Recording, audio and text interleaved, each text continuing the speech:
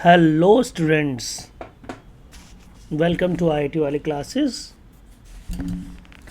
बच्चों, आज हम जिस टॉपिक को डिस्कस करने जा रहे हैं वो टॉपिक है वेक्टर अलजेब्रा।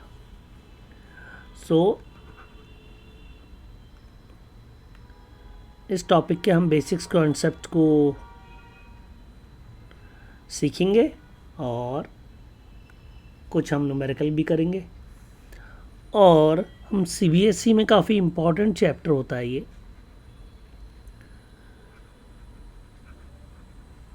तो वेक्टर अलजेब्रा हम शुरू करते हैं।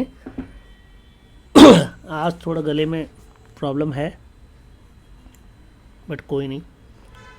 वेक्टर, जैसा कि आप जानते हैं, वेक्टर हम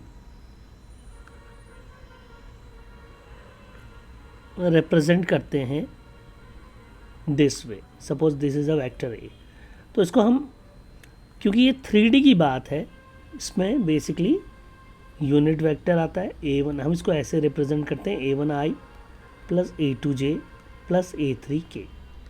अब ये होता क्या है एक्चुअली? तो बेसिकली अगर कोई क्वांटिटी है, उसके पास मैग्नीट्यूड भी है एंड डायरेक्शन दोनों है। तो मैग्नीट्यूड एंड डायरेक्शन दोनों होनी चाहिए, तो फिर वो हमारी क्वांटिटी कहलाती है वेक्टर। तो वेक्टर के पास हमेशा मैग्नीट्यूड भी होगा और डायरेक्शन भी होगी। तो मैग्नीट्यूड तो ठीक है, और डायरेक्शन को हम रिप्रेजेंट करेंगे एक्स वाई जेड के हिसाब से, एक्स वाई एंड जेड।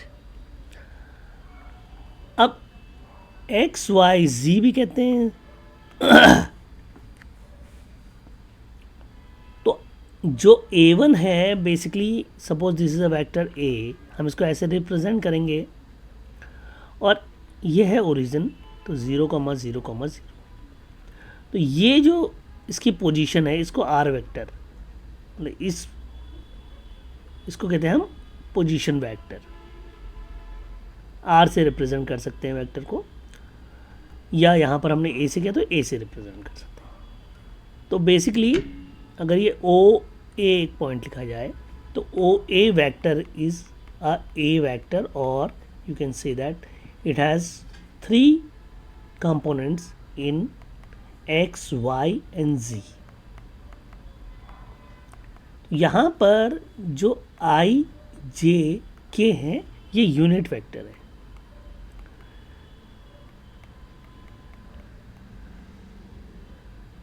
इनका मैग्नीट्यूड 1 होगा और इनकी डायरेक्शन बेसिकली मॉड आई मॉड जे मॉड के इज इक्वल टू 1।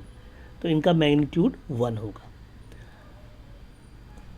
यानी कि अगर हम A vector O A vector को देख रहे हैं तो बेसिकली उसका अगर एक्स डायरेक्शन में देखो तो A1 कंपोनेंट है, वाई डायरेक्शन में देखें तो A2 कंपोनेंट है, और जेड डायरेक्शन में देखें तो A3 कंपोनेंट है।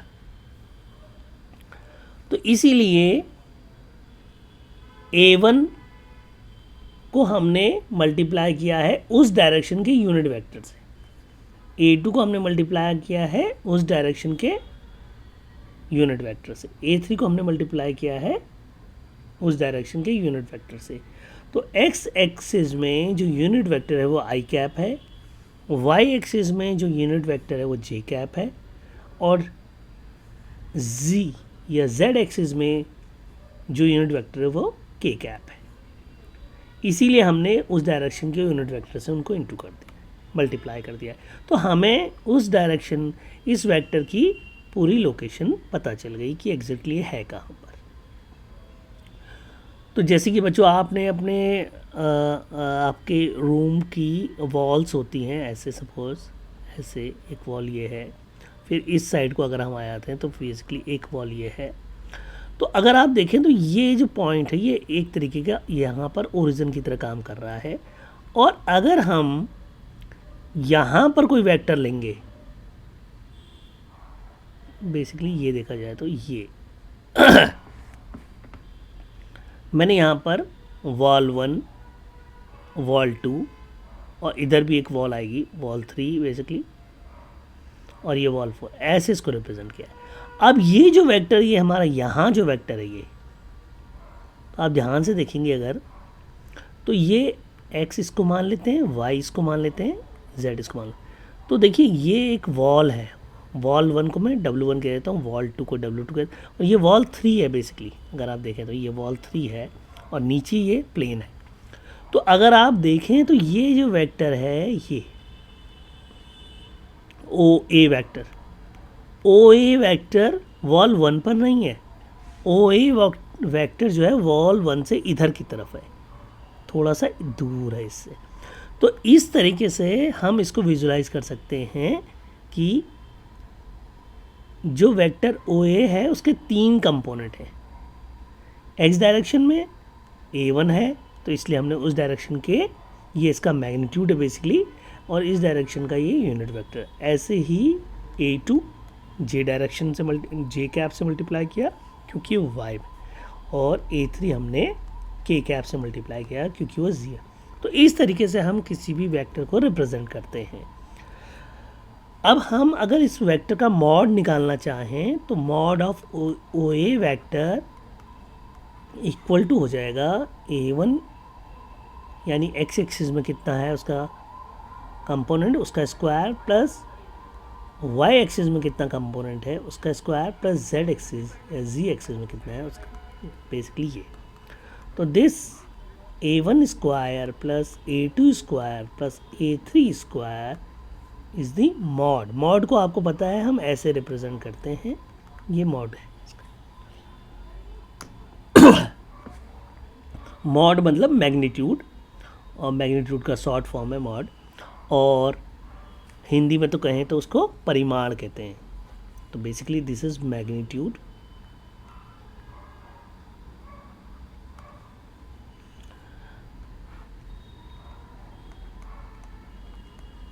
तो हम किसी भी वेक्टर का मैग्नीट्यूड आसानी से निकाल सकते हैं अगर हमें उसकी A1, A2, A3, यानी कि हमको x एक्सिस में कितना है, y एक्सिस में कितना है, z एक्सिस में उसका कंट्रीब्यूशन कितना है, ये पता चल जाए।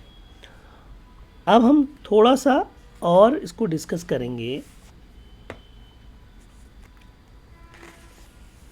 तो किसी भी वेक्टर को अगर हम रिप्रेजेंट कर रहे हैं, मान लीजिए ये है, तो इसका एक हेड होता है, इसको हेड कहते हैं। जैसे ये OA वेक्टर था, तो बेसिकली इस चीज़ को हम इसको हेड कहते हैं, तो और इसको हम टेल कहते हैं।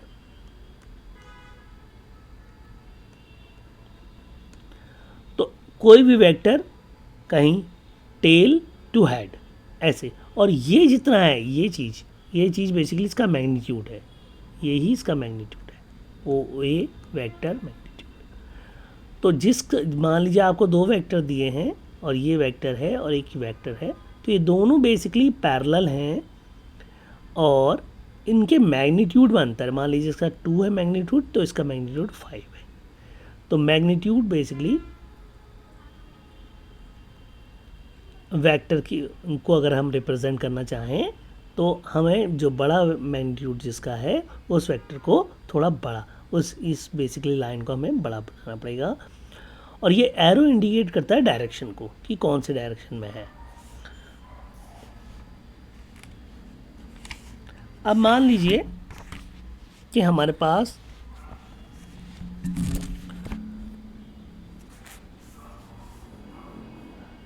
कभी भी हम वेक्टर को अगर रिप्रेजेंट कर रहे हैं तो बेसिकली हम उसको x, y, z के हिसाब से रिप्रेजेंट कर रहे हैं। तो बेसिकली हमें कोई भी वेक्टर है तो वो इस x, y, z के नॉर्म्स को, यानी कि x, y, z के रिस्पेक्ट में लिखा जाएगा, और जहाँ पर ये तीनों मीट करते हैं उसको हम ओरिजिन कहते हैं, 0, 0, 0, और यहीं से हम इस वेक्टर को रिप्रेजेंट करते हैं किसी भी, जैसे हमने रिप्रेजेंट किया था OA वेक्टर। तो बेसिकली कोई भी वेक्टर है तो वो एक पोजीशन वेक्टर है अगर, तो उसका ओरिजिन से हम लेते हैं वैल्यूज़। नेक्स्ट, अगर आप ध्यान से देखें तो मैंने जो चीज़ डिस्कस किया आपके साथ, एक की मैंने वेक्टर और दूसरा कहा मैंने यूनिट वेक्टर। तो यूनिट वेक्टर तो मान लीजिए जैसे हमने ओ ए को दिखा रहे हैं हम, O A vector is equal to A1 basically A1I plus A2J plus A3K। A1, A2, A3 are the components in X, Y and Z direction. और हमने यहाँ पर आपसे कहा था कि I क्या है, आई कैप बेसिकली यूनिट वेक्टर है। तो यूनिट वेक्टर बेसिकली वो होते हैं जिनका मॉड 1 होता है। अब जैसे मान लीजिए हमें ओ ए कैप फाइंड करना है, यानी कि हमें ओ ए जो वेक्टर है उसका यूनिट वेक्टर फाइंड करना है। यूनिट वेक्टर हम कैसे फाइंड करते हैं, vector O A divided by the magnitude of O A vector. यानी कि अगर कोई वेक्टर का यूनिट वेक्टर फाइंड करना है तो आपको उस वेक्टर से उसके मैग्नीट्यूड को डिवाइड करना पड़ेगा। इसी को हम कहते हैं यूनिट वेक्टर। क्योंकि यूनिट वेक्टर का मैग्नीट्यूड हमेशा 1 होता है। अगर मैं यहाँ इसको लिखना चाहूँ तो मैं इसको ऐसे लिख सकता हूँ, A1I plus A2J plus A3K divided by the magnitude of O A vector, that is A1 square plus A2 square plus A3 square. तो इस तरीके से हम किसी भी वेक्टर के मैग्नीट्यूड का यूनिट वेक्टर बना सकते हैं। अगर हम आपसे एक चीज़ पूछें कि ये जो रिप्रेजेंट कर रहा है A1I divided by A1 square plus A2 square plus A3 square, ये plus A2 divided by A1 square plus A2 square plus A3 square J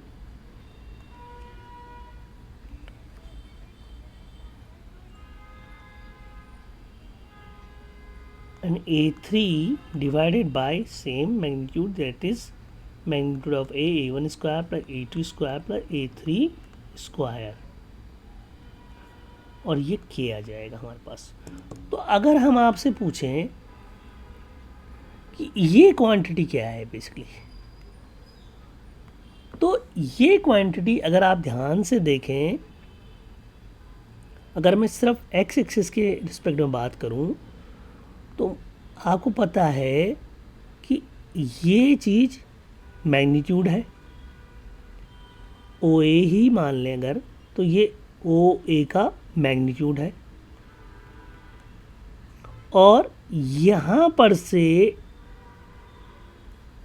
क्योंकि ये एक्स एक्सिस है और ये वाई है और ये जी एक्सिस है, तो यहाँ पर से जो ये लेंथ है इसको अगर हम कहें तो बेसिकली ये A1 है, क्योंकि मैंने आपको बताया कि ओ ए वेक्टर का एक्स डायरेक्शन में जो कंट्रीब्यूशन है बेसिकली वो A1 है।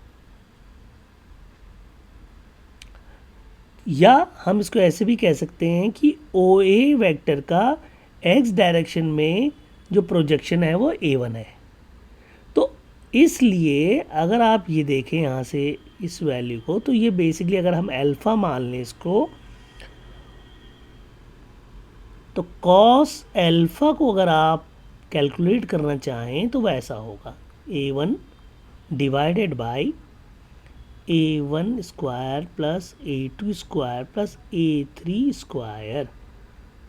तो अब ये क्वांटिटी जो हमारे पास आई है बेसिकली देखा जाए तो ये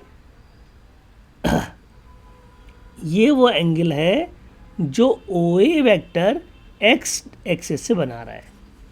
इसीलिए इसको कहते हैं डायरेक्शन कोसाइन। क्या कहते हैं? Direction cosine. तो यहाँ पर से एक चीज़ हमारे पास आई, एक क्वांटिटी बेसिकली हमारे पास आई जो कहलाती हैं direction cosines.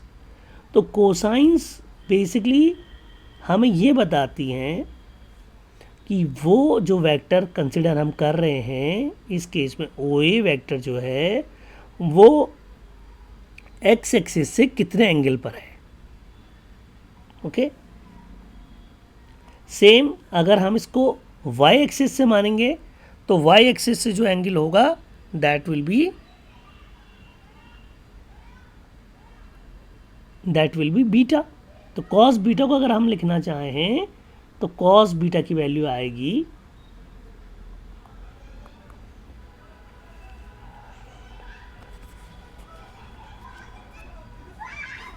Cos beta equal to A2 divided by mod A1 square plus A2 square plus A3 square. तो इस तरीके से कॉस गामा हमारा आएगा अल्फा बीटा गामा। तो हमें ये समझ में आया कि डायरेक्शन कोसाइंस का क्या मीनिंग है। A1 square plus A2 square plus A3 square. अब अगर हमें कोई वेक्टर दिया जाए तो हम आराम से उस वेक्टर के डायरेक्शन कोसाइंस बता सकते हैं। तो यहाँ पर हमने एक जो कॉन्सेप्ट सीखा उसको कहते हैं डायरेक्शन कोसाइंस।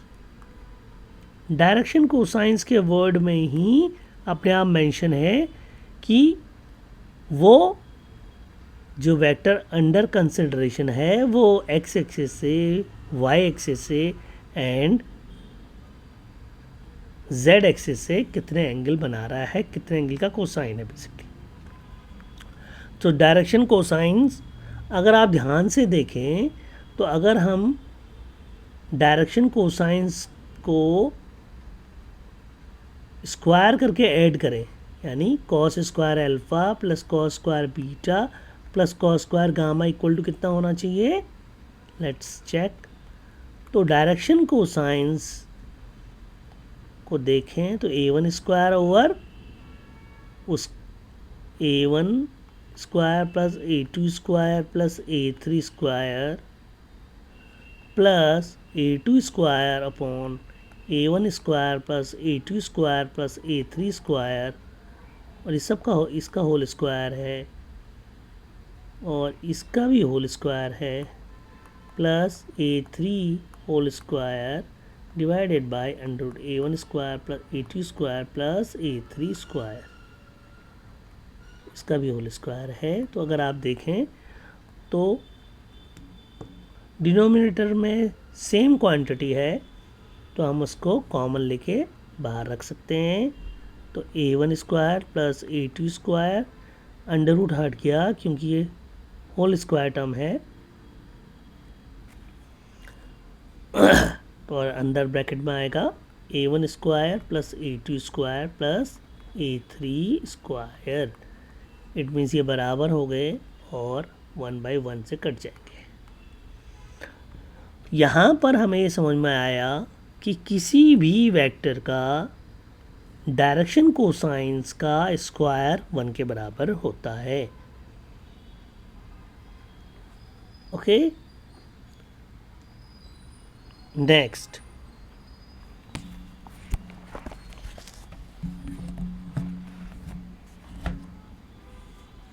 अगर मान लीजिए हम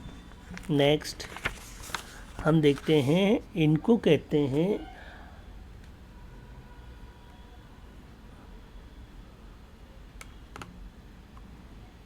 एक चीज, एक पॉइंट, एक टर्म और डिस्कस होता है, उसको कहते हैं डायरेक्शन रेशियो। तो A1, A2 and A3 are direction ratio है, ठीक है। इनको हम डायरेक्शन रेशियो कहते हैं क्योंकि अगर आप इनको डिवाइड करेंगे अगर आप इस वेक्टर ए को देखेंगे तो बेसिकली A1 रिप्रेजेंट कर रहा है कि projection of a vector O A on the x direction. तो इसको हम डायरेक्शन रेशियो भी कहते हैं, A1 A2 A3 को। नेक्स्ट, अब हमारे पास कुछ आते हैं types of vector. Types of vector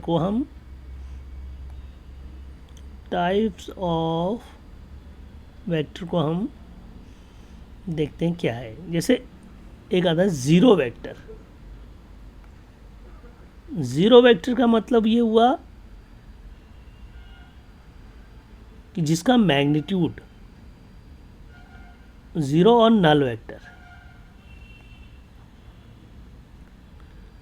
zero vector की कोई डायरेक्शन नहीं हो सकती और उसका मैग्नीट्यूड ज़ीरो होता है।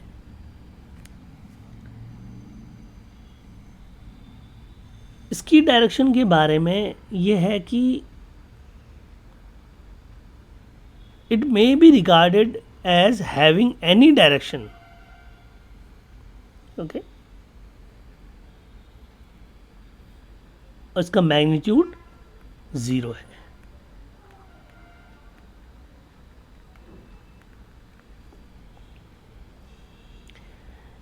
इसका मतलब हम इसको ऐसे भी कह सकते हैं, a vector whose initial and terminal points coincide.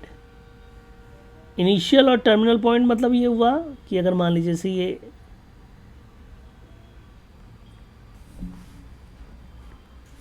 कोई वेक्टर है और इसको हम छोटा छोटा करते यहीं पर पहुंच जाएं तो इसका मैग्नीट्यूड ज़ीरो हो जाएगा। तो इनिशियल और टर्मिनल पॉइंट इसके एक ही जगह पे हैं, यानी कोइंसाइड हैं, इसलिए ये ज़ीरो वेक्टर है।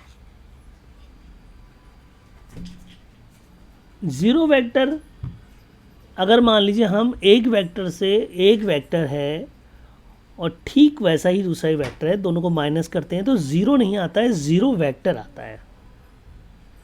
ये हम आपको आगे जब हम एडिशन एंड सब्ट्रैक्शन बताएंगे तो उस समय डिस्कस कर सकते हैं। तो पहला आया था हमारे पास ज़ीरो या नल वेक्टर। दूसरा हमारे पास है यूनिट वेक्टर। यूनिट वेक्टर के बारे में हम डिस्कस कर चुके हैं। यूनिट वेक्टर बेसिकली जिसका मैग्नीट्यूड यूनिटी हो यानी मैग्नीट्यूड 1 हो,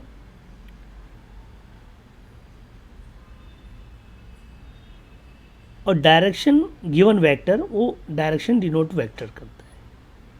बट ये उस डायरेक्शन में, जैसे हमारे पास आई जे के क्या है, यूनिट वेक्टर्स हैं in x axis, Y axis and z axis respectively. अगर मान लीजिए हमारे पास एक वेक्टर नेक्स्ट आते हैं, उनको कहते हैं coinitial vector. Coinitial vector मतलब two or more vectors having the same initial point.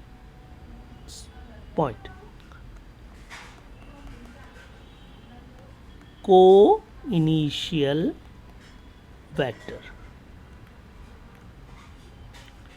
तो इनिशियल पॉइंट इनका सेम होता है। बेसिकली हम इसको ऐसे भी रिप्रेजेंट कर सकते हैं, जैसे ये वेक्टर है, ये वेक्टर है, ये वेक्टर है, ये वेक्टर है, इन सब का को इनिशियल वेक्टर से इनका इनिशियल पॉइंट सेम है। अब हमारे पास आता है next collinear vector. Collinear vectors,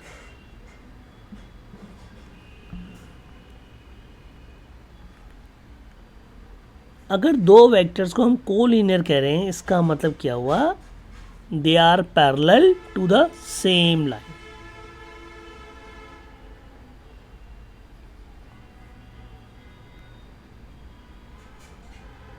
When two or more vectors are said to be collinear if they are parallel to the same line।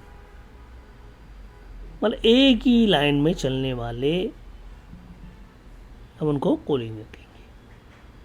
Parallel to the same line, अगर मान लीजिए line है, ये दो वेक्टर हैं, ए वेक्टर और ये B vector है, तो हम इनको कोलिनियर वेक्टर कह सकते हैं।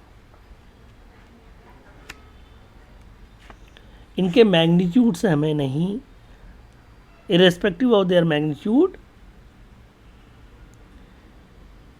ये एक line to the same line के पैरेलल है। नेक्स्ट आता है fifth, that is equal vectors.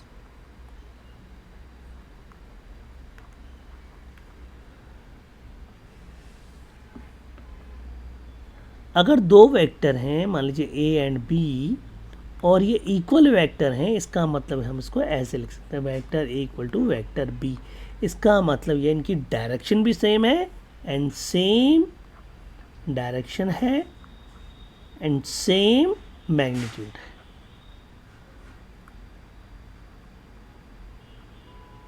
ठीक है,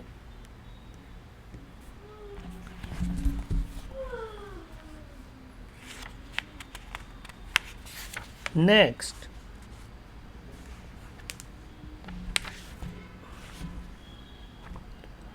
हम थोड़ी सी चर्चा एडिशन ऑफ वेक्टर्स की करते हैं।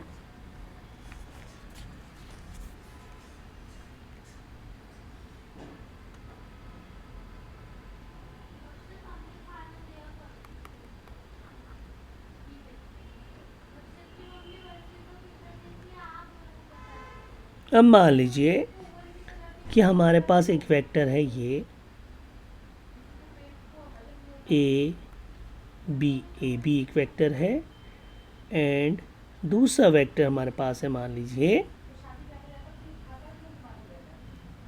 बी सी वेक्टर है।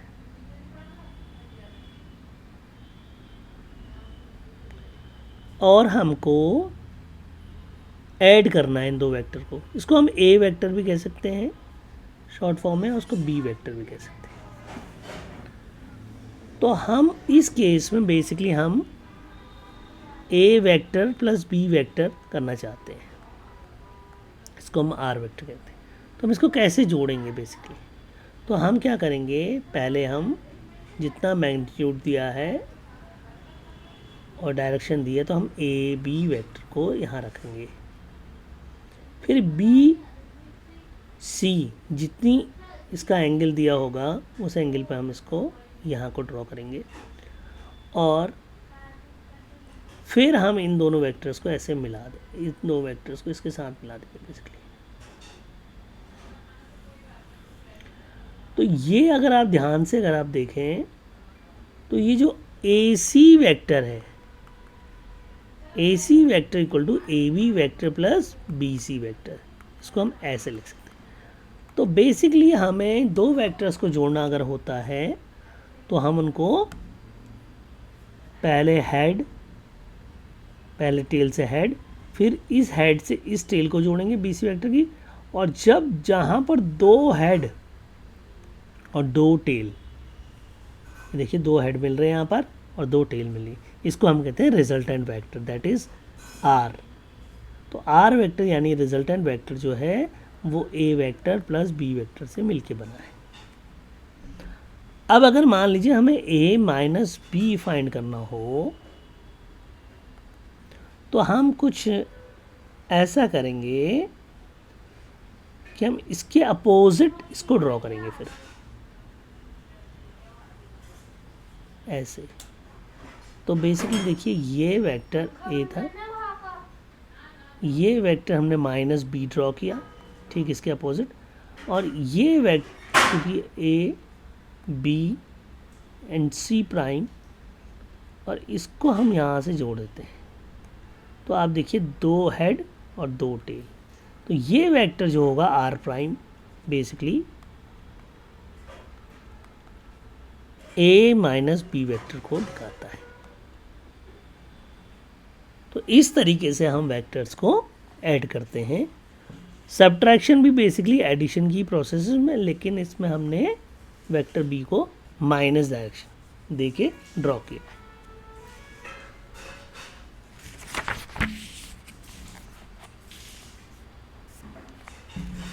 अब हम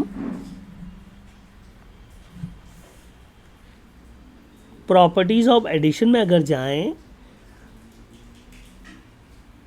तो हमको ये मिलता है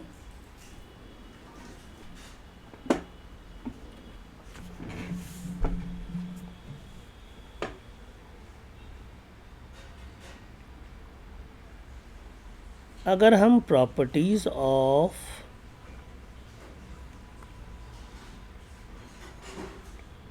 वेक्टर एडिशन को देखें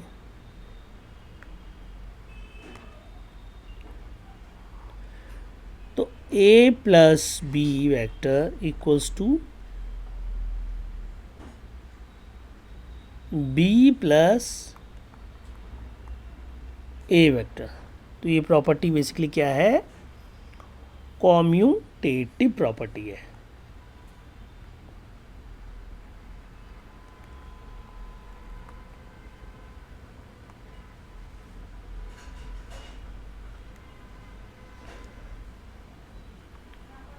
तो इसको प्रूफ करने के लिए बेसिकली हम क्या करेंगे, हम एक पैरेललोग्राम ड्रॉ करेंगे।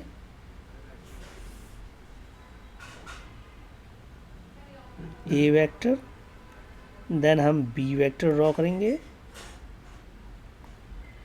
और फिर हम बी के पैरेलल एक वेक्टर ड्रॉ करेंगे, फिर हम ए के पैरेलल एक वेक्टर ड्रॉ करेंगे। तो ये बी है, ये ए है।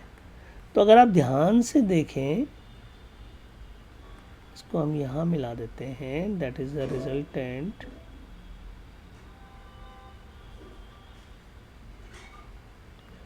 तो ये क्या है, यहाँ से अगर उसको देखें तो a प्लस बी वेक्टर है, और अगर यहाँ से देखें तो b प्लस ए वेक्टर है, और दोनों ही केस में ये वेक्टर बराबर है।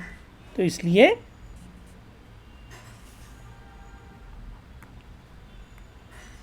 ए B C D A C vector equals to आ गया a plus A B vector plus B C vector equals to हम लिख सकते हैं a vector plus b vector.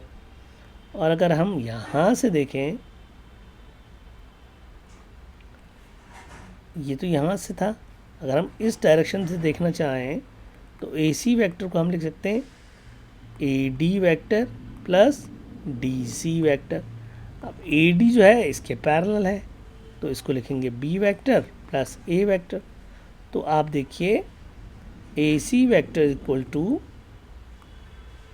A plus B vector equals to B plus A vector. इसलिए ये property हमारी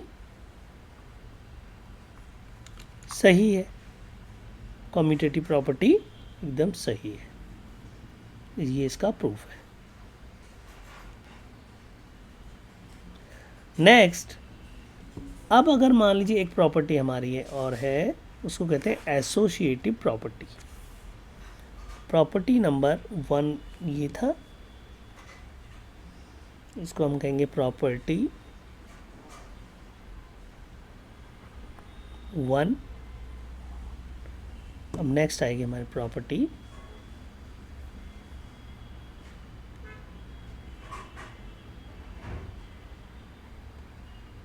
2। तो यहाँ पर प्रॉपर्टी 2 को हम डिस्कस कर रहे हैं जो कि एसोसिएटिव है, तो इसलिए फॉर एनी 3 वेक्टर्स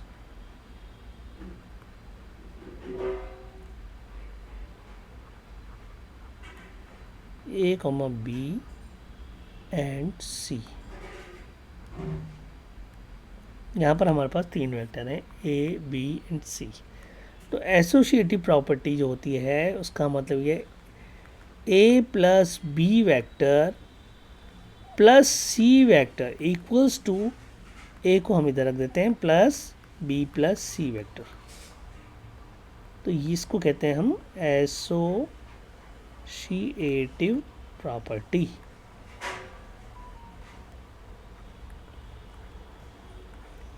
तो एसोसिएटिव प्रॉपर्टी के हिसाब से A प्लस बी, अगर कोई 3 वेक्टर हैं और हम उनको ऐसे जोड़ते हैं, ए प्लस बी को पहले जोड़ते हैं फिर सी को जोड़ते हैं, तो इज इक्वल टू हो जाएगा ए plus B plus C vector. इसको प्रूव करने के लिए हम बेसिकली ड्रॉ करेंगे 3 वेक्टर, ए बी एंड सी। तो अगर हमने ये वेक्टर लिया ए, फिर हमने एक वेक्टर लिया बी, फिर हमने एक वेक्टर लिया सी, तो ये ए वेक्टर है, ये बी वेक्टर है और ये सी वेक्टर है। अगर हम इसका नाम लिख दें A B C and D, और अगर हम ए प्लस बी को जोड़ेंगे तो ये होगा ए प्लस बी, और ए प्लस बी के साथ अगर हम सी को जोड़ेंगे तो ये आ जाएगा ये वेक्टर ए डी वेक्टर। तो ध्यान से अगर आप देखें तो A C vector equal to A plus B vector and A D vector equal to A C vector plus C D vector, that is a plus b vector plus c vector. ठीक है, next अगर हम इसको change करें तो अब हमें क्या करना है, a वेक्टर इसको यहीं रखते हैं, अगर हम राइट हैंड साइड को देखें तो a वेक्टर और b प्लस सी वेक्टर, इसको हम ऐसे ड्रॉ कर सकते हैं। सेम चीज़ को हमने a then b then c और ये हमारा e वेक्टर। इसको थोड़ा सा हमको चेंज करना पड़ेगा, मतलब इसकी ड्राइंग को हम थोड़ा सा चेंज करते हैं।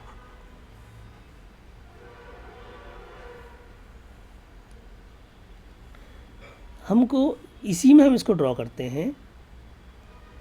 अब हम मान लीजिए बी प्लस सी में जाएं तो बी प्लस सी वेक्टर हमारा ये बनेगा, मैं डॉटेड दिखा रहा हूँ आपको, ये हमारा बी प्लस सी वेक्टर है। यानी कि हमारा जो बी डी वेक्टर है, बी डी वेक्टर हमारा बी यानी B C vector plus C D vector है।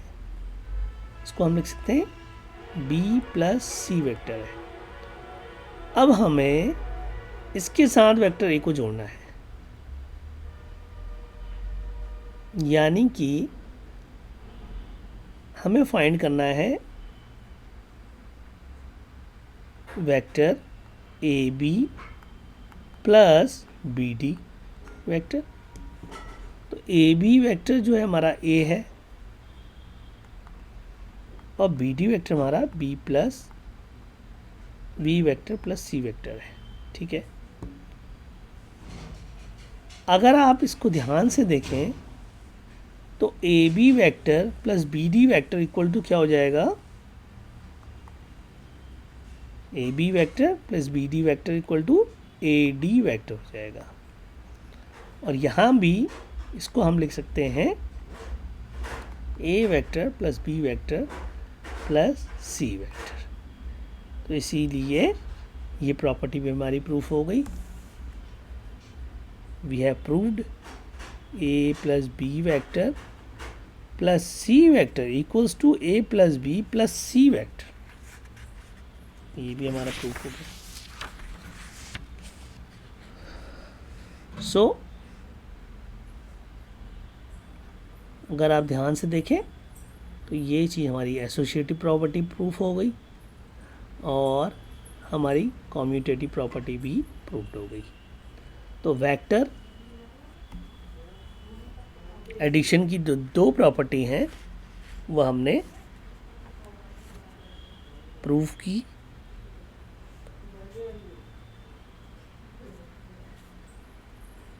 एक हमारी वेक्टर आइडेंटिटी एडिटिव आइडेंटिटी है।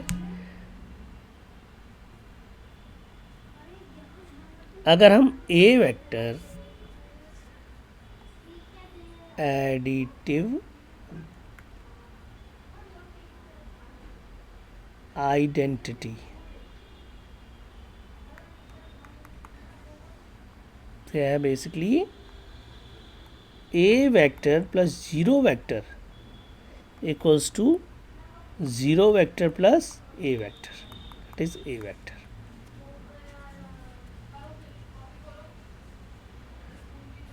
तो इसलिए यहाँ से हम कहते हैं कि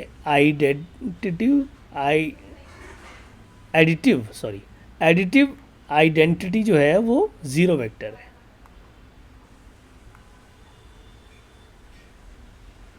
so the zero vector is called additive identity। क्या कहलाता है? Additive identity